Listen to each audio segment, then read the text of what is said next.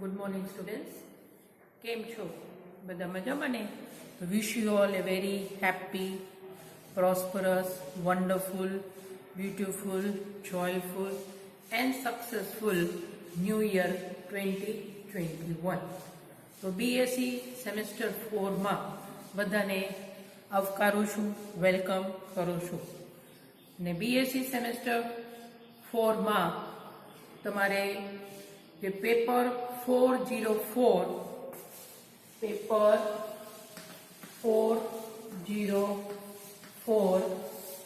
છે organic and analytical chemistry. ગયા વખતનું જેમ જ 4 યુનિટ આવે છે. તો આમાં યુનિટ નંબર 2 જેમાં 2 ભાગ પડે છે. યુનિટ 2 A અને B. યુનિટ નંબર A માં છે રાસાયણિક પ્રક્રિયાઓ, રિએક્શન્સ, ઓર્ગેનિક રિએક્શન્સ, કાર્બનિક પ્રક્રિયાઓ. એમાં અલ્ડોલ સંઘનન પ્રક્રિયા, પર્કિન પ્રક્રિયા, માઇકલ પ્રક્રિયા અને ડીલ્સ આલ્ડર પ્રક્રિયા. આ બધા જે પ્રક્રિયાઓ છે એનો સિદ્ધાંત, પ્રક્રિયાની ક્રિયાવિધિ અને કાર્બનિક સંશ્લેષણમાં તેની ઉપયોગિતા જણાવો. અને બીજું છે યુનિટ નંબર 2 માં બી. એમાં આવે છે preparation and usage of following important compounds. તો નીચેની અગત્યના કાર્બનિક સંયોજનોની બનાવટ અને ઉપયોગો આપો. આ છે પ્રિપરેશન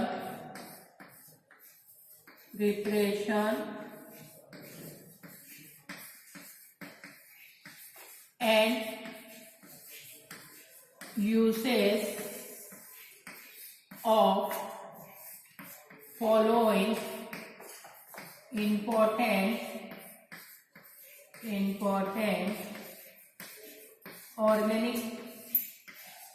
organic compounds.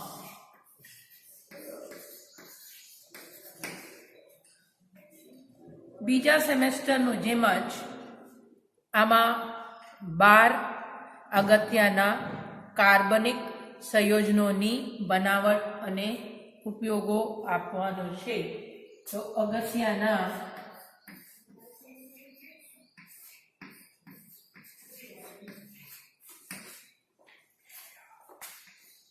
કાર્બનિક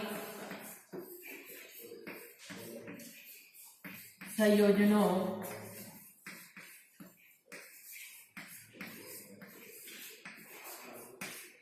ની બનાવટ અને ઉપયોગો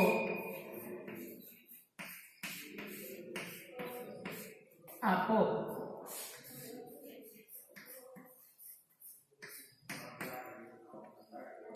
કામ આવે છે સંશ્લેષિત રંગક અથવા ડાઈસ અને સંશ્લેષિત ઔષધો અથવા ડ્રગ્સ.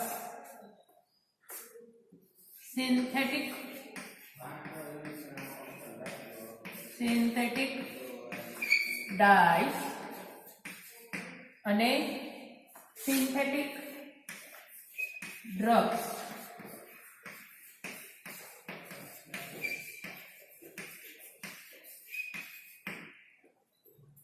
શું કહેવાય? સંશ્લેષિત રંગક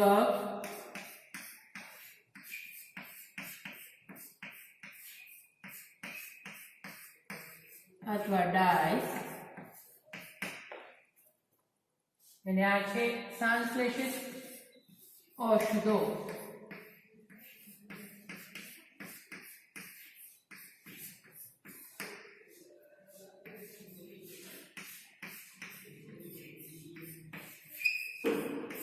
એમાં કુલ 12 કાર્બનિક સંયોજનો આવે છે.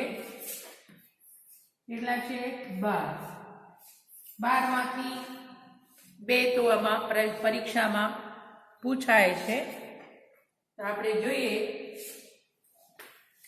નામ જોઈએ 12 ઇમ્પોર્ટન્ટ ઓર્ગેનિક કમ્પાઉન્ડ્સ.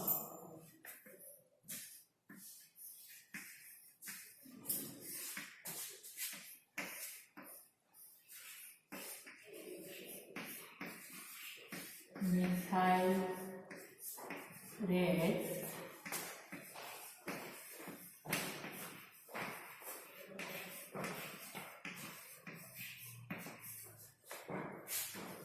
મેટાનિલ યેલો,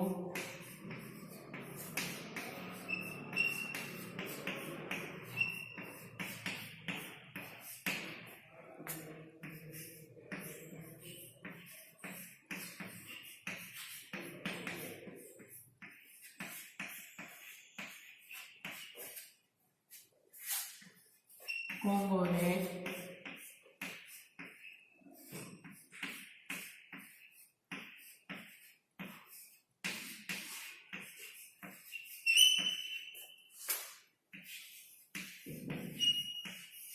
અને જો તમે પાણીનું પૃથ્થકરણમાં સૂચક તરીકે વપરાય છે EDTA અનુમાપનમાં નામ છે EBT.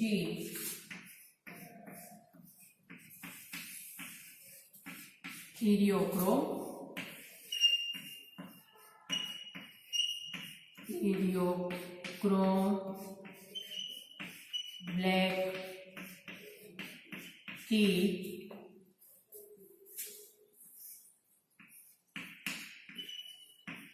Eriochrome black T.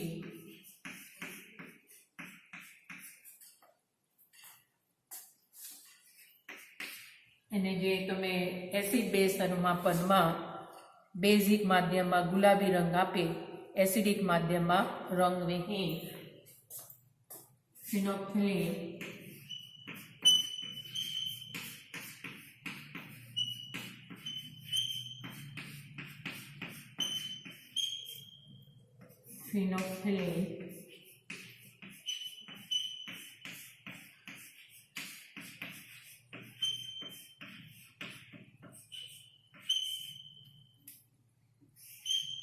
અને મેલેકાઇટ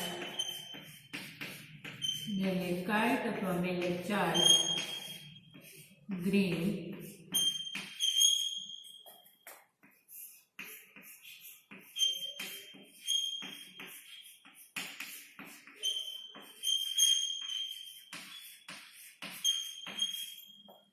તમને ખ્યાલ જ છે આ બધા રાસાયણિક પદાર્થમાં કોઈ એવા સમૂહ હોય, બહુ બંધ ધરાવતા સમૂહ હોય જેના લીધે આ બધા પદાર્થ છે રંગીન હોય અને જેને કહેવામાં આવે છે રંગ મૂલક અથવા ક્રોમોફોર. બહુ બંધ ધરાવતા એમાં નાઇટ્રો આવે, એઝો હોઈ શકે વગેરે. અને કોઈ એવા ક્રિયાશીલ જે રંગ છે એનો ઘાટો અથવા ઇન્ટેન્સિફાય કરે, વધારો કરે તો એને કહેવામાં આવે છે રંગવર્ધક અથવા ઓક્ઝોક્રોમ. તો આ બધા જે રાસાયણિક પદાર્થ છે ક્યાં વપરાય? તો કાગળ છે અથવા પેપર કહેવાય, પછી કાપડ છે, રેસાઓ છે, તાંતણા છે, બધાને રંગવા માટે અથવા રંગ ચડાવવા માટે ઉપયોગી હોય, જે સૂર્યપ્રકાશથી અથવા ધોવાથી એનો રંગ છે ઝાંખો પડતો નથી. આવા રાસાયણિક પદાર્થને શું કહેવામાં આવે છે? ડાયસ. અને પ્રાચીન કાળથી મનુષ્યને જાત જાતના રોગ થાય તેનું નિવારણ માટે, એને મટાડવા માટે, એને દૂર કરવા માટે રાસાયણિક પદાર્થ વપરાય, જે ઔષધો એને કહેવામાં આવે છે ઔષધ. અને આ હોઈ શકે એલોપેથિક છે, પછી આયુર્વેદિક હોય, હોમિયોપેથિક છે, નેચરોપેથિક છે. આ બધા જે છે એ કુદરતી નથી, એને સંશ્લેષિત કરવામાં આવે છે, એટલે એને કહેવામાં આવે છે સિન્થેટિક ઔષધો. આમાં આવે છે ડ્રગ્સમાં, ઔષધોમાં એન્ટીપાયરીન એન્ટીપાયરીન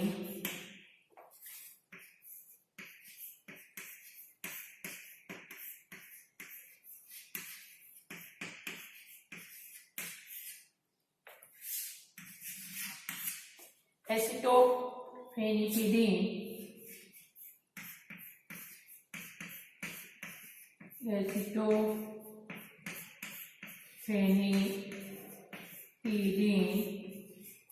અથવા એને કહેવામાં આવે છે ફિનાસેટિન એસિટોફેનિટિડીન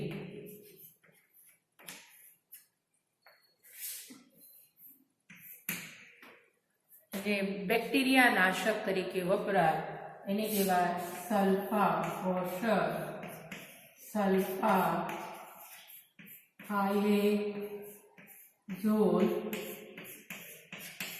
થાયાઝોલ સલ્ફા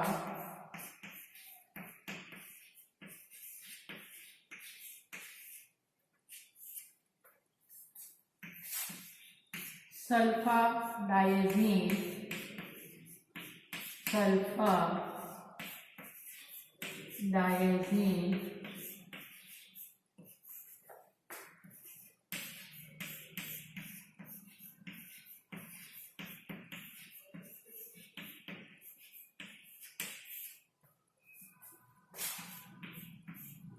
અને જે ખાટા ફળોમાં લીંબુ છે, નારંગી છે, આ બધામાં પુષ્કળ પ્રમાણમાં હોય અને આપણી શરીરની તંદુરસ્તી માટે ખૂબ જ જરૂરી હોય વિટામિન સી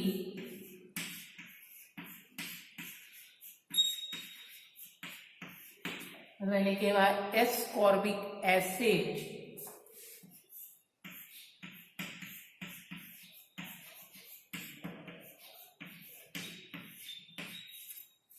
વિટામિન સી ને જે અત્યારે હાર્ટ પેશન્ટ જે હોય એને લોહીને પાતળું કરવા માટે આપવામાં આવે છે એટલે જે લોહી છે એનો વિસ્કોસિટીને ડિક્રીઝ કરવા માટે એ છે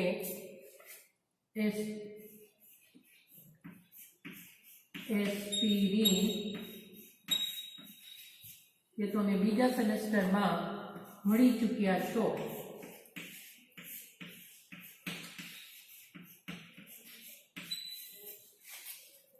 આટલા 12ના આપણે શું જોવાનું છે બનાવટ અને ઉપયોગો તો સૌપ્રથમ આપણે જોઈએ 1 નંબરના મિથાઇલ રેટ પહેલા સૌપ્રથમ એનું બંધારણીય સૂત્ર લખવાનું રાસાયણિક નામ હોય તો રાસાયણિક નામ એટલે તમને ખ્યાલ આવે કે આમાં સ્ટાર્ટિંગ મટીરિયલ તરીકે શું લેવાનું છે બંધારણીય સૂત્ર પ્રમાણે પછી એની રાસાયણિક પ્રક્રિયા લખવાનું અને 3-4 લીટીમાં તમારે એનું લખાણ લખવાનું છે તમારી રીતે બરાબર અને પછી એનો ઉપયોગ લખવાનો છે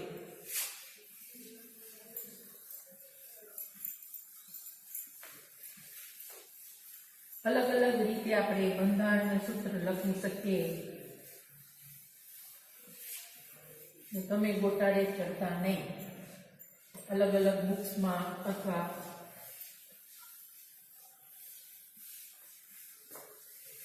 તો સૌપ્રથમ આપણે જોઈએ આજે સિમ્પલ મિથાઇલ રેડ નામથી તમને ખબર છે શું છે રંગક અથવા મિથાઇલ એટલે એમાં મિથાઇલ સમૂહ આવે મિથાઇલ રેડ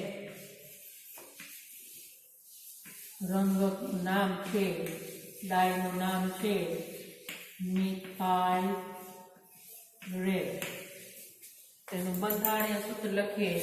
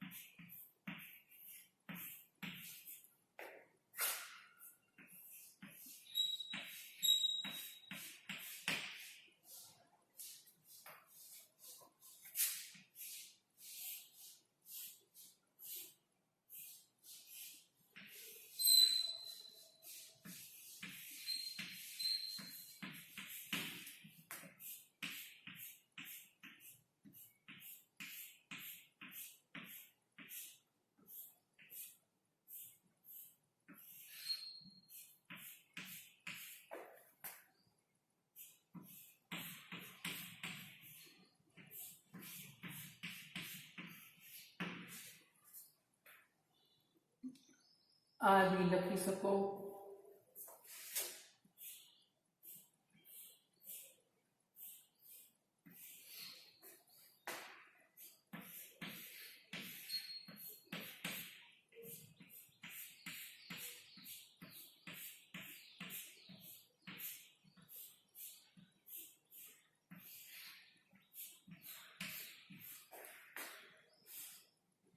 આ પણ લખી શકો. ને અહીંયા તમે COOH આ છે, આમાં જે બહુબંધ ધરાવતા સંયોજન, બહુબંધ ધરાવતા સમૂહ છે, એઝો સમૂહ, જેના લીધે રંગ ઉત્પન્ન થાય. તો આ મિથાઇલ રેડ છે, લાલ, ઘેરા લાલ સ્ફટિકમય પદાર્થ છે. ડાર્ક રેડ ક્રિસ્ટલાઇન ઓર્ડર છે. આ છે એઝો સમૂહ. આ છે રંગ નું લ, જેના લીધે આ રંગીન હોય એને શું કહેવાય? ક્રોમોફોર, જેના લીધે રંગ ઉત્પન્ન થાય, રંગીન હોય. અને આ જે છે, જે રંગને ઘાટો કરે અને એસિડિક પ્રકારના રંગવર્ધક એને શું કહેવાય? ઓક્ઝોક્રોમ. આ છે બેઝિક આલ્કાઇલેટેડ એમાઇન. આ બી છે રંગવર્ધક ને કહેવાય ઓક્ઝોક્રોમ.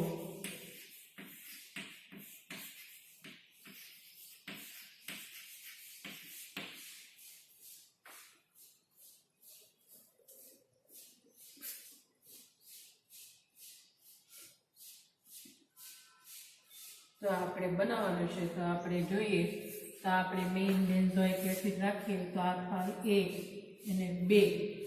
તો શું આવશે? 2 ઉપર ચોથા સ્થાન ઉપર શું આવશે? N, N ડાયમિથાઇલ એમિનો ફિનાઇલ ડાયએઝિનાઇલ, અને આ છે બેન્ઝોઇક એસિડ. તો આ બનાવવા માટે આપણે સ્ટાર્ટિંગ મટીરિયલ તરીકે લઈ શકીએ તો આ એક ગ્રુપ આમાં ભાગ પાડીએ. પછી આ સમૂહ ક્યારે આવે? ડાયઝોટાઇઝેશન કરીએ. અને આ છે યુગ્મીકરણથી. આ છે યુગ્મીકરણ.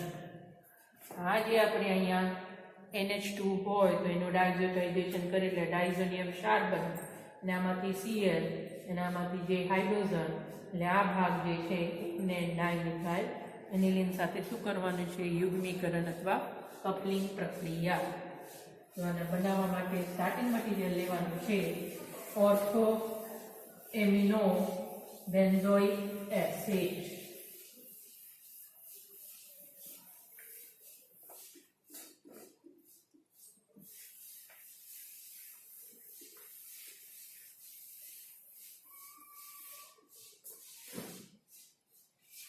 તો સ્ટાર્ટિંગ મટીરિયલ એ ઓર્થો એમિનો, જેમ તમારે સ્ટ્રક્ચર લખવું હોય એ રીતે લખી શકો.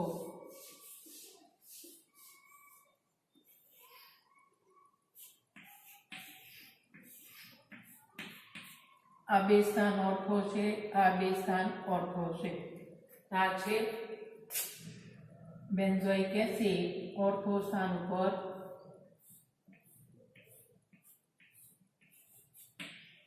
આનું નામ છે ortho amino benzoic acid. Ortho amino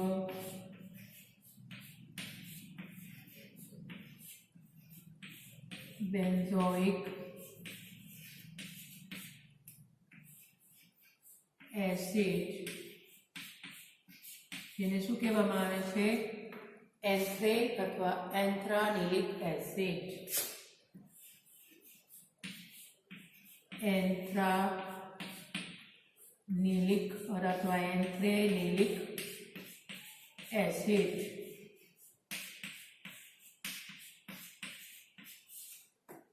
આ છે એન્થ્રેનિલિક એસિડનું સોડિયમ નાઇટ્રાઇટ અને HCl વડે 0 થી 5 ડિગ્રી સેલ્સિયસ ઉષ્ણતામાને ડાયઝોટાઇઝેશન પ્રક્રિયા કરતા ડાયઝોનિયમ ક્ષાર બને છે. આ રીતે મળતા ડાયઝોનિયમ ક્ષારની એન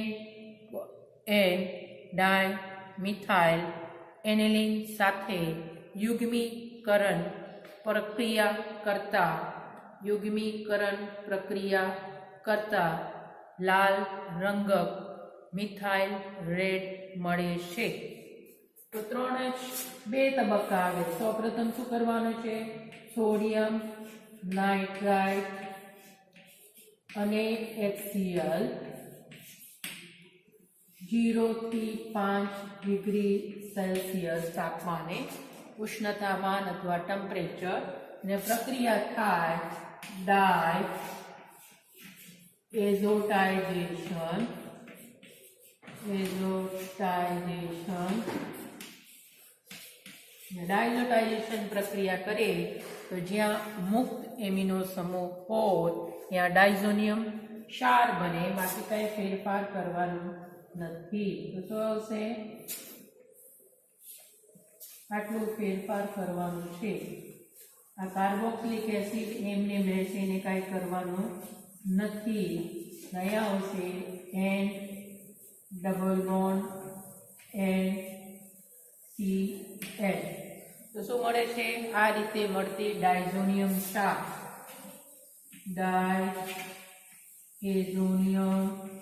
મળે.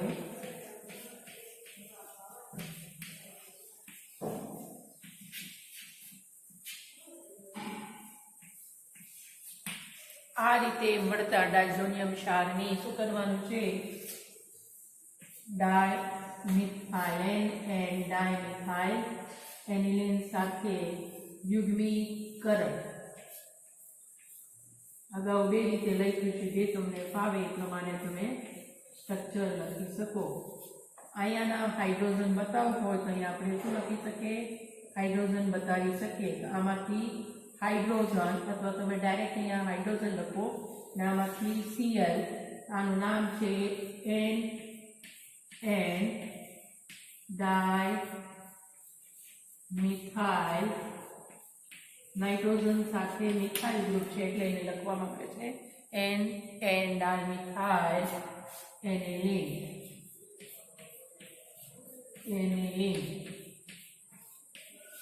બરાબર. આ બેનું તો અહીંયા તમે હાઇડ્રોજન બતાવી શકો તો શું થશે? -HCl. પ્રક્રિયાને કહેવામાં આવે સહયુગ્મન અથવા યુગ્મીકરણ, કપલિંગ રિએક્શન. યુગ્મીકરણ પ્રક્રિયા,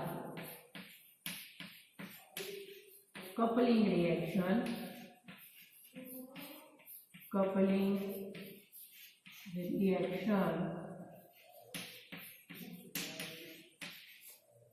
બરાબર.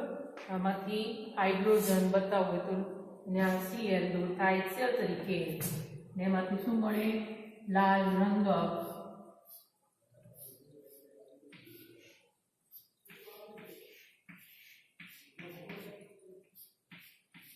N ડબલ બોન્ડ N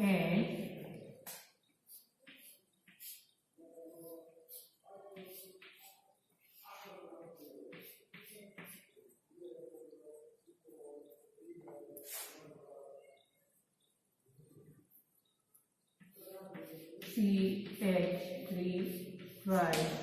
આ છે મિથાઇલ રેડ.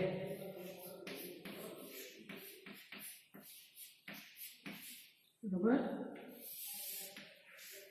આવી રીતે મિથાઇલ રેડ બનાવવામાં આવે છે એન્થ્રેનિલિક એસિડમાંથી. તો મિથાઇલ રેડ છે તમને અગાઉ કીધું છે એક ડાઇસ અથવા એક રંગક છે. એક પીએચ ઇન્ડિકેટર કહેવાય, સૂચક કહેવાય અથવા દર્શક કહેવાય. એટલે જુદી જુદી પીએચમાં જુદા જુદા રંગ દર્શાવે. 4.2 હોય તો કદાચ લાલ રંગ બતાવે, ને હજી એમાં પીએચમાં ફેરફાર થાય તો પીળા રંગ બતાવે, અને 5.1 હોય તો એ નારંગી રંગ બતાવે. તો મિથાઇલ રેડનો ઉપયોગ એસિડ બેઝ અનુમાપનમાં સૂચક અથવા દર્શક અથવા ઇન્ડિકેટર તરીકે થાય છે અથવા ઇન્ડિકેટર તરીકે વપરાય છે. આમ લખી શકો. તો મિથાઇલ રેડનો ઉપયોગ તમારે આટલું જ લખવાનું છે. મિથાઇલ રેડનો ઉપયોગ શું થશે? એસિડ બેઝ અનુમાપનમાં સૂચક ઓબ્લિક દર્શક અથવા ઇન્ડિકેટર તરીકે થાય છે અથવા તરીકે વપરાય છે. તો બહુ સિમ્પલ છે, એને સરળ છે, પણ ખાસ તમારે યાદ રાખવાનું છે સ્ટાર્ટિંગ મટીરિયલ. તો મિથાઇલ રેડ બનાવવા માટે સ્ટાર્ટિંગ મટીરિયલ તરીકે શું લેવાનું છે? એન્થ્રાનિલિક એસિડ. એન્થ્રાનિલિક એસિડનું ડાયઝોટાઇઝેશન પ્રક્રિયા કરી પછી શું કરવાનું છે? યુગ્મીકરણ એન ડાય મિથાઇલ એનેલિન સાથે એટલે મિથાઇલ રેડ મળે છે. હવે નેક્સ્ટ લેક્ચરમાં આપણે બીજા કોઈ અગત્યના કાર્બનિક સંયોજન જોશો. ત્યાં સુધી આવજો.